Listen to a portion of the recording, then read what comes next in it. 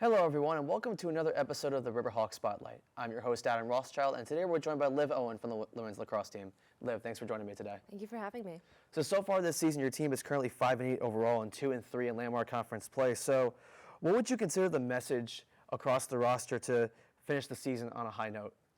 So for our team, something that we bring to the table all the time is the energy. So I think if we continue to bring that to our future games, we should be pretty set for the Landmark Conference.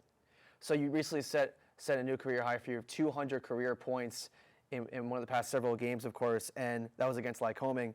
And so far this season, you've totaled 15 goals and 25 assists, and that adds up to 40 points to your stature. So with you being one of the major contributors on this team, what would you consider one word to describe your role on this team? Helpful. I love passing out assists. That's something that I've done ever since high school. I think it's a really awesome stat to have, and I'm honored to have it. So, and then obviously having played with Caroline Chase, she was a huge role model to me, and she played that role as well. So, taking forward into her footsteps.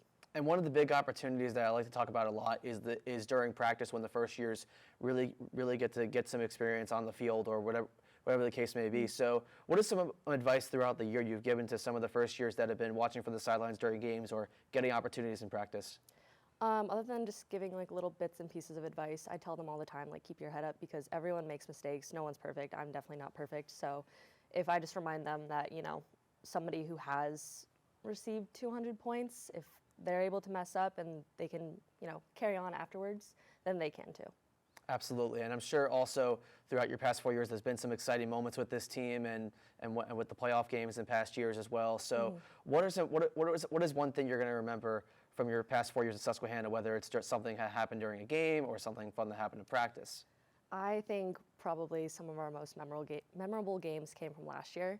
Our Scranton game was a huge one. That was a really awesome moment, and it was just, looking back on it, having everybody be like, we worked so hard to get to this moment, and taking down somebody that most people probably would have looked at and been like, well, they're not going to win. Like, beating them and proving those people wrong was huge, and it was awesome. Our Rowan game was similar to that effect, like big guy versus little guy, and we beat them both, and that was awesome. Yeah, that's the one thing I definitely noticed last year. Very exciting season, of course, last year.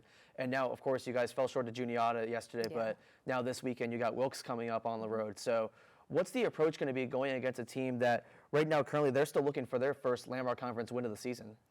Going into that game, we just need to take what frustrations we have from Juniata and use that to fuel ourselves when we go into the game against Wilkes. So taking what I would call frustration and using that to channel in some hard playing lacrosse.